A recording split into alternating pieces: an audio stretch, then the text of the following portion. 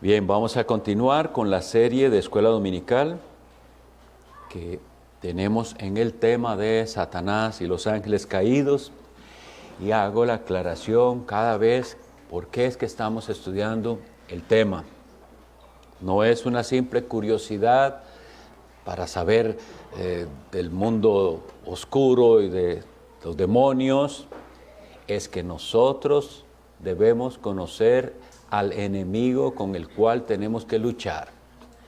Hay un ejército de maldad que sigue las órdenes de Satanás y que tiene el propósito de destruir, de hacer caer. Nosotros entonces luchamos contra esto y nuestro propio pecado y nuestra ignorancia nos puede llevar a terribles derrotas en batallas si no conocemos al enemigo. Por eso hemos estado estudiando esto. Un poquito de repaso para hoy. Hemos visto que Satanás y los ángeles caídos son considerados un reino.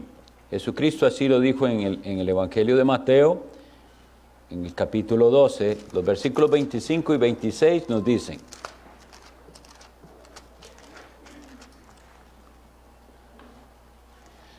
sabiendo Jesús los pensamientos de ellos, les dijo: todo reino dividido contra sí mismo es asolado, y toda ciudad o casa dividida contra sí misma no permanecerá. Y si Satanás echa fuera a Satanás, contra sí mismo está dividido. ¿Cómo pues permanecerá su reino? Entonces quiere decir que Jesús trata a Satanás y los demonios como una especie de reino que trabaja unido.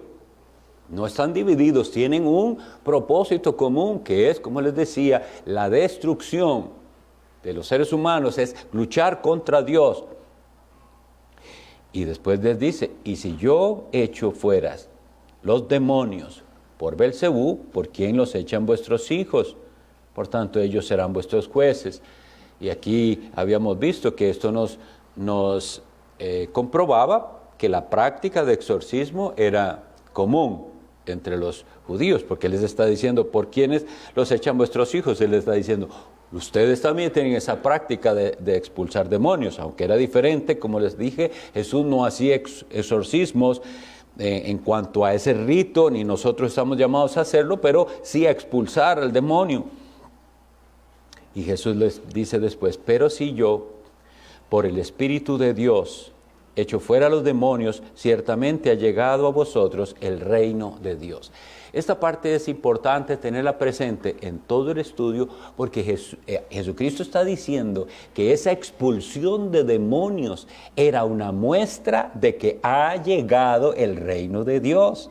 Entonces así nosotros ha llegado el reino de Dios. El rey vino y ató al hombre fuerte y ahora está saqueando la casa del hombre fuerte. Esto lo tenemos que tener en mente para saber qué clase de batalla es y no darle un lugar a Satanás que él no tiene, que él quiere tener.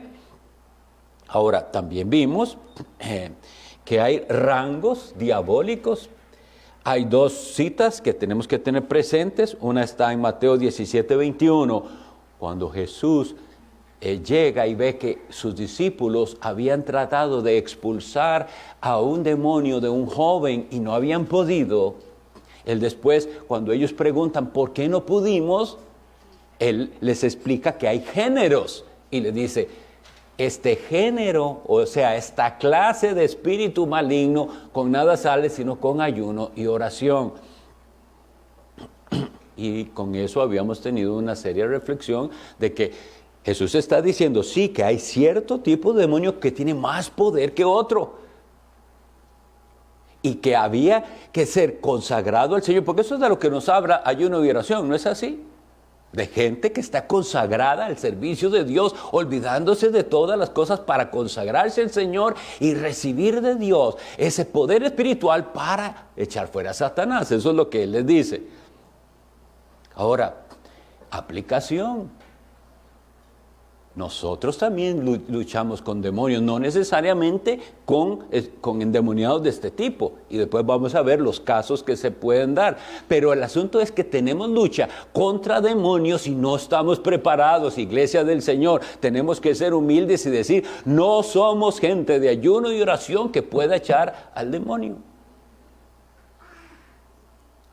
Claro. Si nuestro tiempo se nos va en redes sociales, sin estar en una habladera ahí, y perdiendo el tiempo, ¿qué poder vamos a tener para vencer a Satanás? Tiene que haber consagración de parte del pueblo de Dios y decirle, Señor, claro, por eso es que no hemos podido luchar y vencer contra ciertos ataques del demonio, en sus diversas acciones que Satanás venga a tentar. Falta de ayuno y oración, dedicación. Ahora alguien me preguntaba y hizo un comentario sobre cierto grupo y evangelista que decía que había ayunado yo no sé cuántos días y por eso él tenía poderes y no sé qué. Nosotros tenemos muy claro en la Sagrada Escritura que el ayuno es una práctica de devoción privada, personal, no para andarla publicando, no para que sepan cuándo y cuántos días ayuno yo, ni eso no es lo que la Biblia nos dice. Nos dice todo lo contrario, que cuando nosotros nos consagramos al Señor para ayunar, que ojalá nadie sepa, alguien se enterará, en su casa probablemente su esposo, su esposa, alguien se entera, pero no es que usted está publicándolo y haciendo alarde de eso, no es así, eso es hipocresía. Jesús dice, no hágalo como los hipócritas. Entonces no entremos en una falsa enseñanza ahí, no, es consagración personal. ¿Cuánto está usted buscando a Dios? ¿Cuánto está usted apartándose para decir, hoy no voy a hacer tal cosa o no voy a hacer tal otra para buscar a Dios y tener mayores victorias sobre el enemigo? Porque recordemos que el principio del ayuno es un abstenerse. Básicamente sí de alimentos para dedicarnos a ese tiempo que comíamos, a la oración, a la palabra o así. Pero puede ser de otras cosas, es abstenernos de algo, preferir algo que en sí mismo no es malo, que es lícito, pero usted dice, no lo voy a hacer hoy porque estoy dedicado más a la oración. ¿Qué pudiera hacer? Mencione tantas cosas. Ese tiempo que usted le dedica tanto al deporte, al entrenamiento, a cosas que en sí mismas son buenas, pero le están tomando tiempo. Róbele a eso para dedicárselo al Señor y eso es ayuno también, o es el principio del ayuno. Y lo digo porque también sabemos de hay personas que por su condición de salud no están en condiciones de hacerlo. Pero que hay rangos satánicos, hay. Efesios 6:12 debemos también tenerlo muy presente y nos dice muy claramente el apóstol Pablo lo siguiente, porque no tenemos lucha contra sangre y carne. Entonces, en esa primera frase nos está diciendo el Señor que primero que hay una lucha. Si usted no tiene lucha, es raro, el cristiano tiene una lucha, pero no contra sangre y carne, es decir, no contra las personas, sino contra, y ahí viene la lista, principados, potestades, contra los gobernadores de las tinieblas de este siglo, contra huestes espirituales de maldad en las regiones celestes. Hay rangos, entonces ya vimos, es un reino, tiene sus rangos, nosotros no nos interesa estar viendo, la gente se desvía en fantasía, si quieren pensar contra qué están luchando, yo no sé contra qué, lo que necesitamos es vencerlo. Y obviamente que eso nos enseña que hay casos y casos más difíciles. Cristo, según se nos muestra en lo que hemos estado estudiando, tiene misericordia de los endemoniados. ¿Por qué? Porque con frecuencia se nos dice, ¿qué hizo con el endemoniado? Lo curó, lo libertó. En cambio, ¿qué hizo con el demonio? Lo expulsó. Para los demonios no hay misericordia. Y esto es algo muy fuerte que tenemos que Hebreos 2:16, leamos por favor, para que lo tengamos presente, que es la causa que yo di en alguna lección pasada, de por qué el odio tan terrible de Satanás contra el ser humano. Hebreos 2:16 dice, y leo desde el 14, porque ya lo habíamos leído, pero es un repasito lo que estamos haciendo de varias cosas. Así que por cuanto los hijos participaron de carne y sangre, Él también participó de lo mismo. Esto significa Jesús se hizo hombre.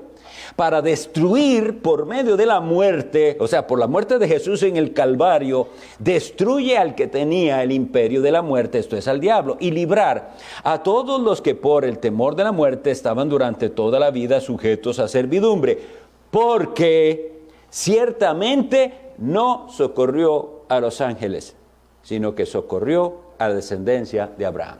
¿Qué significa no socorrió a los ángeles? Que de ellos no tuvo misericordia. Los ángeles caídos están condenados. Pero Él tuvo misericordia y no condenó a toda la raza humana. Tuvo misericordia de quienes, de la descendencia de Abraham. ¿Quiénes son esos? ¿Quién es descendiente de Abraham según la Biblia? ¿Serán los judíos que están allá o que todavía llevan su linaje en su sangre? No, la Biblia nos dice quién es esa descendencia de Abraham. Los que tienen la fe de Jesús. Entonces, si usted es de la fe de Jesús, usted tiene a Abraham por padre, de usted tuvo Dios misericordia, pero no de todos. Vea que de los demonios no tuvo. Entonces, como vemos, los demonios son echados fuera. Esa es la relación con Cristo, de Cristo con ellos. Echarlos fuera y ellos saben quién era Él. Constantemente en los relatos los leímos, fuimos uno por uno en el Nuevo Testamento. ¿Cuál era la expresión del endemoniado hacia Jesús? Sabemos quién eres. Esa parte es muy importante. Los demonios no son ateos, ni agnósticos. Ellos no dudan si hay Dios o no hay Dios. La Biblia nos dice muy claramente en la epístola de Santiago, los demonios creen y saben que hay un Dios y saben que Jesucristo es el Hijo de Dios y saben que Jesucristo los juzgará y los echará al abismo, porque de hecho eso es lo que le piden: no nos atormentes antes de tiempo. Ahora, gran enseñanza. Si los demonios saben quién es Jesucristo y que Él los echará al infierno, que Él es el bendito Hijo de Dios, el unigénito, el eterno, eso no les sirve para salvación. No les sirve para salvación. Nosotros entonces tenemos que tomar esa realidad con temor y temblor y decir: ese conocimiento no le sirve a usted tampoco para salvación. A menos usted doble las rodillas ante el Rey Jesucristo. A menos usted le clame a Él por salvación y reconozca quién es Él. Ahí sí, entonces, hay salvación para usted.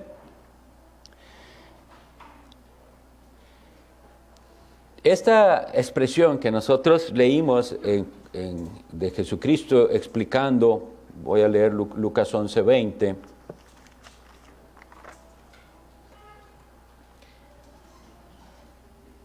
Cuando, les había dicho que, dice: mas si por el dedo de Dios echo yo fuera a los demonios, ciertamente el reino de Dios ha llegado a vosotros. Está completamente ligada al hecho de que Satanás es atado, porque dice: cuando el hombre fuerte, vean que lo dice exactamente, tengamos atención de que estamos tratando con la expulsión de demonios, estamos tratando de que dijeron los fariseos que Jesús expulsaba demonios por el poder de Satanás, de Belcebú, y entonces Él los confronta y les dice: ese es un reino que no está dividido, pero ha venido el reino de Dios, y por el dedo de Dios, dice Jesús, Él expulsa al demonio. Y seguido de eso dice: cuando el hombre fuerte armado guarda su palacio, en paz está lo que posee. Pero cuando viene otro más fuerte que él y le vence, le quita todas sus armas en que confiaba y reparte el botín. ¿Qué es la enseñanza que estamos viendo? Jesús está diciendo: esto que ustedes ven ahora, esta expulsión de los demonios, es uno más fuerte que Satanás, que vino a quitarle su lugar, a neutralizar su acción en este mundo. Y así habíamos visto que entonces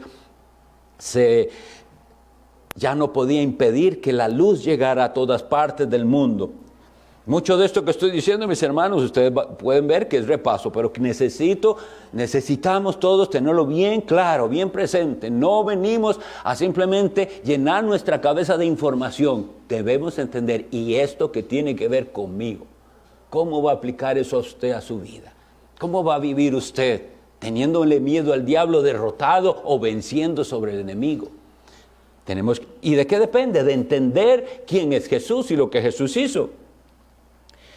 Entonces, ese hombre fuerte, del cual en forma parábola lo dice el Señor, ha sido atado. Y a continuación, ¿qué sigue? El saqueo de su casa. Eso es lo que dice Mateo 12:29. Entonces tenemos que ver la acción una vez más de la iglesia como una acción de saqueo.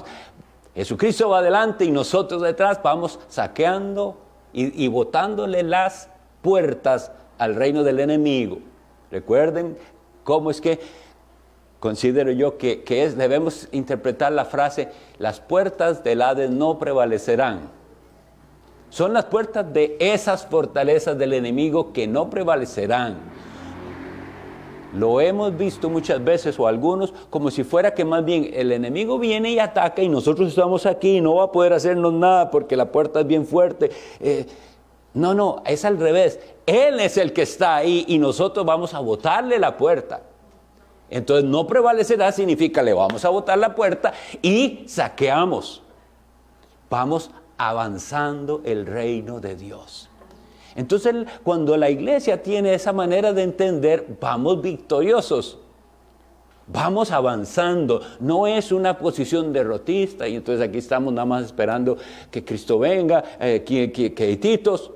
Vamos avanzando, donde sea que Dios nos deje levantar obras, llevar estudios bíblicos, hablarle a otros de Cristo, repartir Biblia, repartir tratados, porque vamos avanzando el reino de Cristo. ¿Ustedes creen que lo que estamos haciendo aquí de ir al parque a predicar es simplemente porque hay que hacerlo? Estamos derribándole las puertas al Hades. Entonces se necesita oración. Se necesita oración, verdaderamente consagración al Señor. ¿Por qué? Porque nuestros hermanos nos cuentan cada vez, y bueno, y los que vamos ahí, ¿con qué clase de personas tratamos? ¿Cuál es la posición? ¿Qué vemos? Vemos mucha ceguera, mucho engaño, gente desilusionada por las iglesias a las cuales perteneció y los daños que sufrieron en esos lugares. Terrible. Obra del enemigo, sí.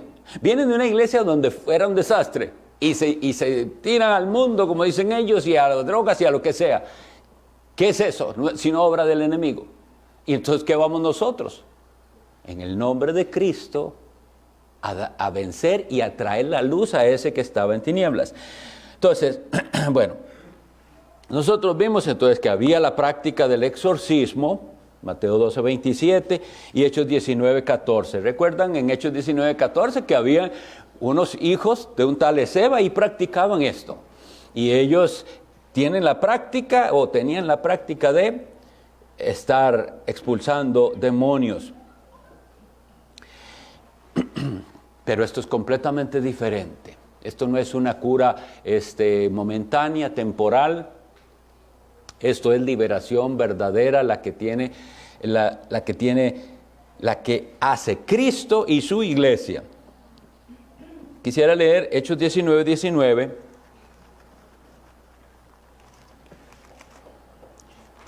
Lo que sucedió cuando el apóstol Pablo está en Éfeso.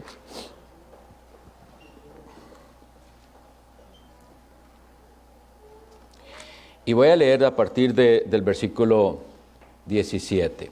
Hechos 19:17. Y esto fue notorio a todos los que habitaban en Éfeso, así judíos como griegos.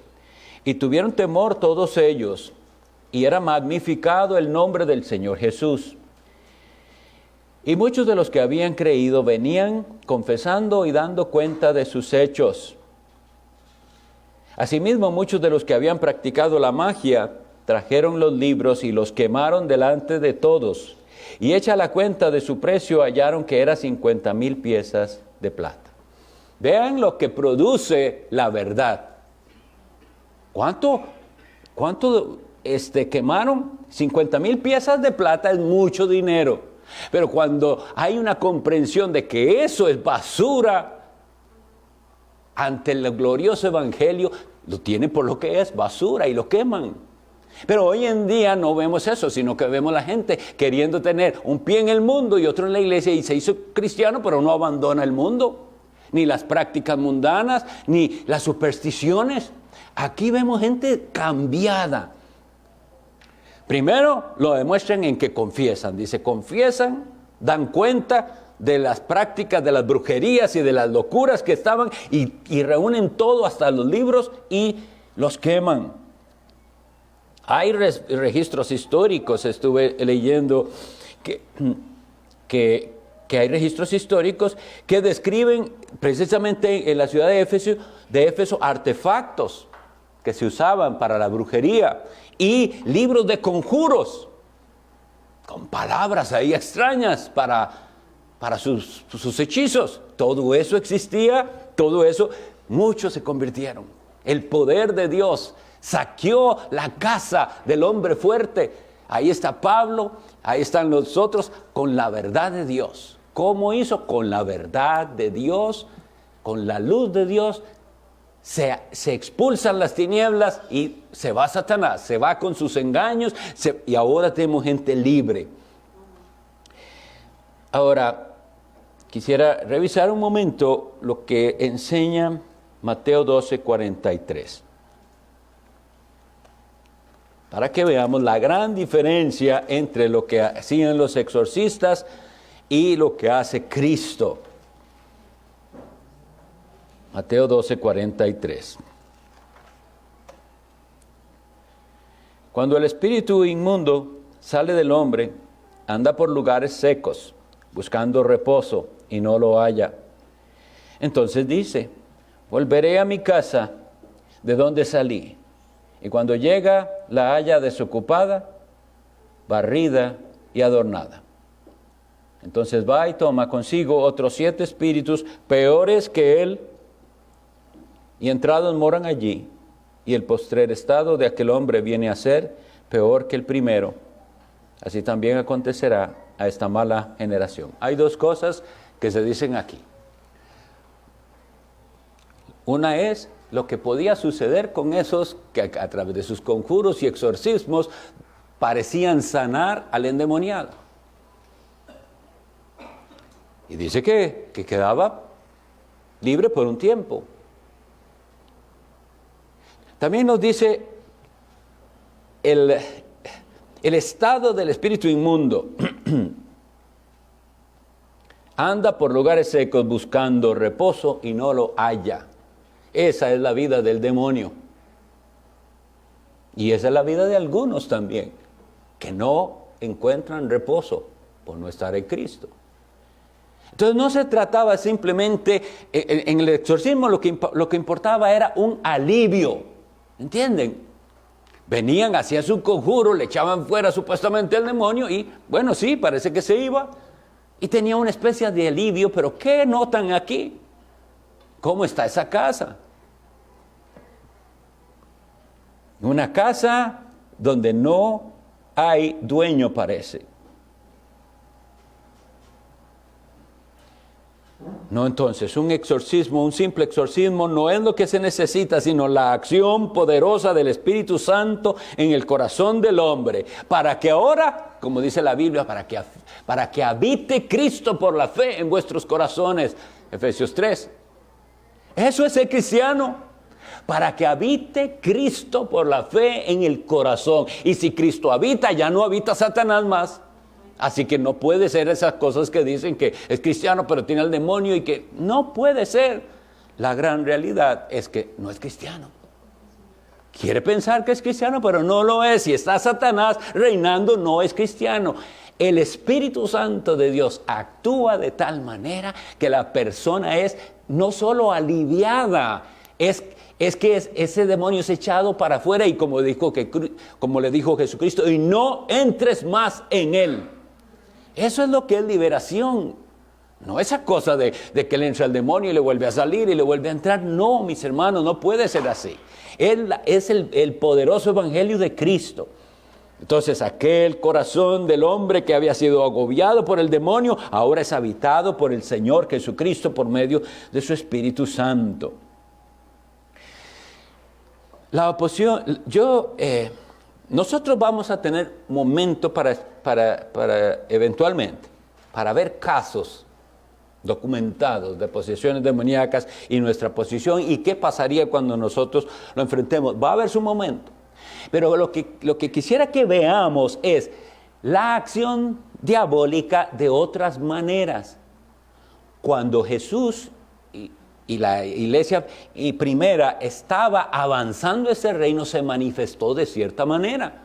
No es imposible que se manifieste hoy de esa manera, pero de cierta manera. Y hay algo más que vemos en la Escritura que nos dice cuál es la otra estrategia diabólica en el mundo. No necesariamente posesiones. Hay una oposición satánica a la predicación de la palabra de Dios. Donde venga algo que interrumpa la predicación de la palabra de Dios, la correcta exposición del evangelio que le trae libertad a los cautivos, eso, mis hermanos, es satánico. En Hechos 13 tenemos un relato, por ejemplo. Hechos 13, del 8 al 12.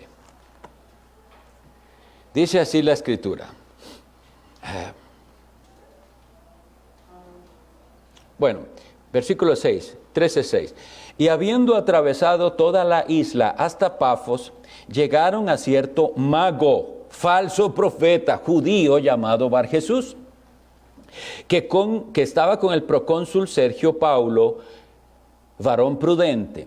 Este, llamando a Bernabé y a Saulo, deseaba oír la palabra de Dios. Oigan bien, ¿qué quería ese gobernador? Oír la palabra de Dios. Pero les resistía Elimas, el mago, pues así se traduce su nombre, procurando apartar de la fe al procónsul.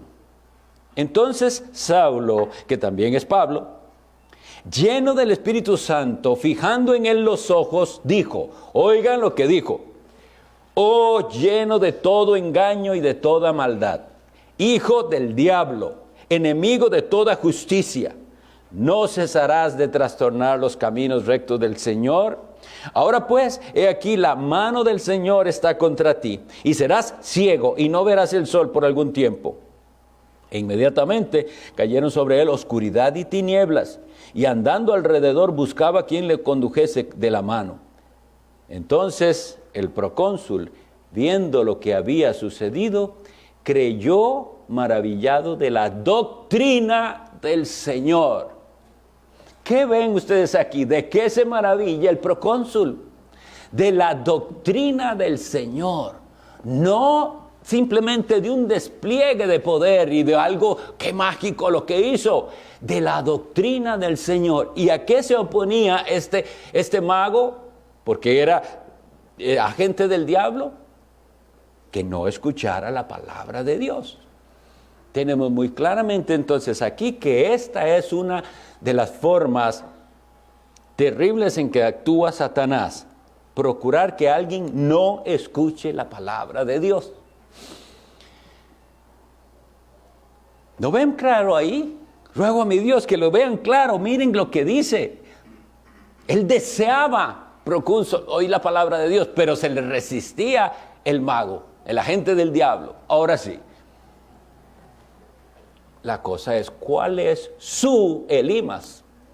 ¿Cuál es este agente del diablo que se interpone para que usted no escuche la palabra de Dios? Y se le olvida a usted que hay diablo. Piénsenlo. Cuando no ha venido a escuchar la palabra de Dios, porque es eso lo que venimos aquí. Si usted ha notado alguna diferencia en esta iglesia, es a eso venimos aquí.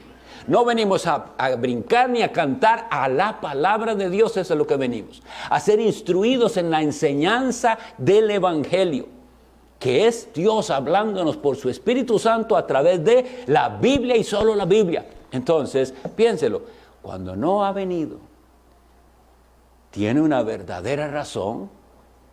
Si la tiene, Dios sabe. No tiene que pedir permiso ni justificar eso. Dios sabe. Pero ¿cuántas veces usted no fue sabio y vio, no, aquí está lo que está aquí, es Elimas? Un agente del diablo me quiere impedir que yo vaya a la casa de Dios a escuchar su palabra. Porque es su palabra el medio que Dios usa para liberarnos. Cuando la palabra de Dios dice, conoceréis la verdad y la verdad os hará libres, Juan 8:32, nos enseña que solo la verdad contenida y descrita en la palabra de Dios nos da libertad. Hay áreas en las que necesitamos todavía libertad. Ya Cristo nos libertó del poder del demonio y del poder dominante del pecado. Pero ¿cuántas áreas de su vida todavía necesitan esa verdad que le da a usted libertad? Eso es poco a poco. Entonces, ¿cuál es la acción del demonio? Evitar que venga a escuchar la palabra de Dios. Usted tiene que analizar esto y ver si usted cedió ante el enemigo que quería evitar que usted venga a escuchar la palabra de Dios. Lamentablemente, a veces las personas demuestran que ni siquiera hubo una pelea, porque hay una tensión ahí. Hago, no hago, voy, no voy, hay una tensión, pero hay personas que no tienen tal tensión. Si sale otra cosa, hago esa otra cosa. Ahí no hubo ni siquiera batalla contra el enemigo. Eso debemos entenderlo. Nosotros somos soldados de Jesucristo. Estamos enlistados en el ejército de Cristo. Tiene que haber una batalla.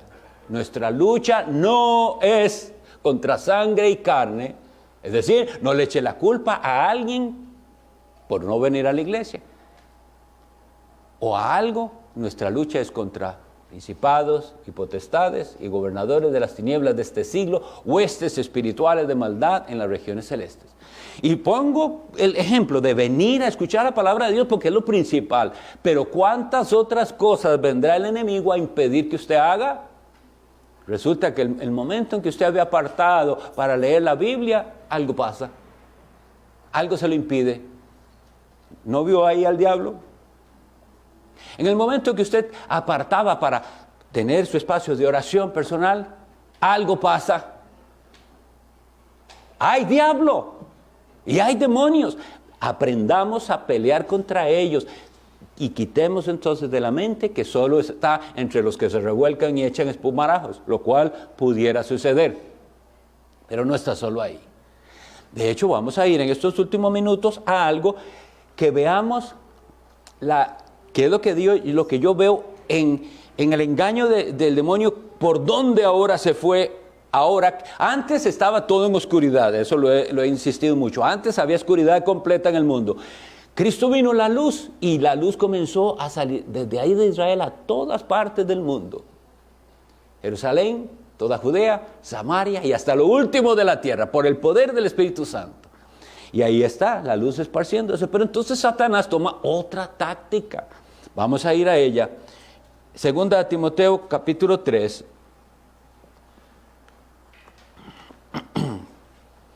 Voy a leer bastantes versículos y con una breve aplicación, porque no lo voy a hacer todo expuesto. Pero segunda de Timoteo, capítulo 3, dice: también debes saber esto, que en los postreros días vendrán tiempos peligrosos. Estamos en los postreros días. Desde que Cristo vino son los postreros días. Y entonces él le dice una característica: son tiempos peligrosos, porque habrá hombres amadores de sí mismos, avaros, vanagloriosos, soberbios, blasfemos, desobedientes a los padres, ingratos, impíos, sin afecto natural, implacables, calumniadores, intemperantes, crueles, aborrecedores de lo bueno, traidores, impetuosos, infatuados, amadores de los deleites más que de Dios, que tendrán apariencia de piedad, pero negarán la eficacia de ella. A estos evita. Miren, o sea, lo que hemos descrito es gente mala que ha existido siempre, pero lo que está diciendo el apóstol es que se dará estas horrendas conductas entre gente que aparenta ser cristiana, que dice ser cristiana. El versículo 8 de este capítulo dice, y de la manera que Janes y Jambres resistieron a Moisés, así también estos resisten a la verdad. Hombres corruptos de entendimiento, réprobos en cuanto a la fe. Mas no seguirán más adelante, porque su insensatez será manifiesta a todos, como también lo fue la de aquellos. Ahora, lo está comparando con estos que está mencionando aquí, es la oposición que tuvo Moisés cuando llega y se presenta ante Faraón. ¿Recuerdan lo que sucedió? Él viene con unas ciertas señales y los magos del Faraón podían también hacer esas cosas con sus embrujos y hechizos. Le resisten, es decir, hay una oposición diabólica que imita el poder de Dios. Ahí está Satanás actuando. Hermanos, nosotros estamos viviendo en épocas en las que así está actuando Satanás, imitando la realidad del poder de Dios y del Evangelio. Entonces, gente que tienen apariencia de piedad, pero no son piadosos, no temen al Señor, son todo lo que ahí leímos. Ahora vea, ¿qué consejo le da el apóstol Pablo al pastor Timoteo y a la iglesia con respecto a esas oposiciones y a todo lo que va a hacer? Nosotros no vemos en la Sagrada Escritura que él le dé una serie, lo que deben hacer para echar fuera al demonio es haga esto, una serie de pasos para exorcismo. Eso es lo que les da.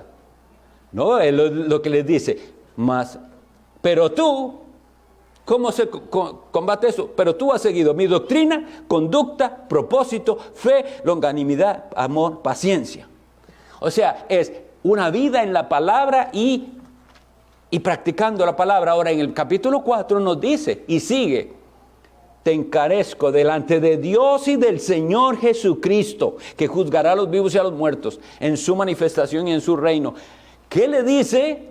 Que prediques la palabra, que instes a tiempo y fuera de tiempo, redarguye, reprende, exhorta con toda paciencia y doctrina. Porque vendrá tiempo cuando no sufrirán la sana doctrina, sino que teniendo comezón de oír, se amontonarán maestros conforme a sus concupiscencias y apartarán de la verdad el oído y se volverán a las fábulas. ¿Esto quién lo hace?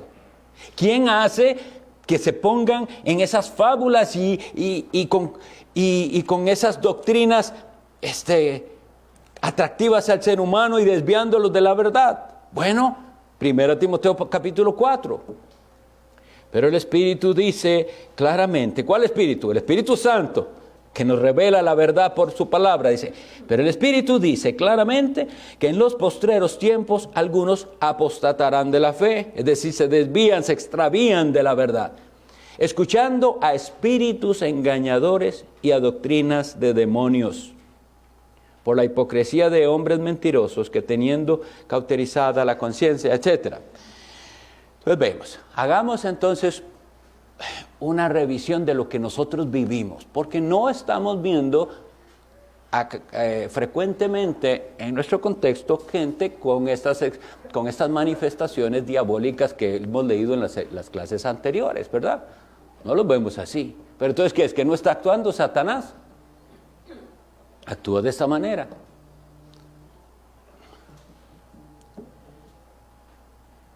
¿De qué manera? Con el engaño. Con estas personas que son aparentemente líderes religiosos, pero que están llevando a las personas al error. Usted no conoce la Biblia, no conoce la palabra de Dios, no la estudia como debe ser, entonces el espíritu engañador será capaz de desviarlo de la verdad. Todo aquello que le haga desviar su mirada de Jesucristo, el Hijo de Dios, y le haga poner su confianza en alguien o en algo más que no es Jesucristo, es doctrina de demonios. Entonces, esto lo digo para que entonces sepamos. Hemos hablado de Satanás y de los demonios y ahora nos vamos acercando. ¿Cuál es nuestra lucha principal hoy en día?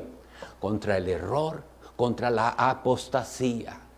Nosotros vivimos rodeados de personas apóstatas que dicen ser cristianos y se han apartado de la verdad.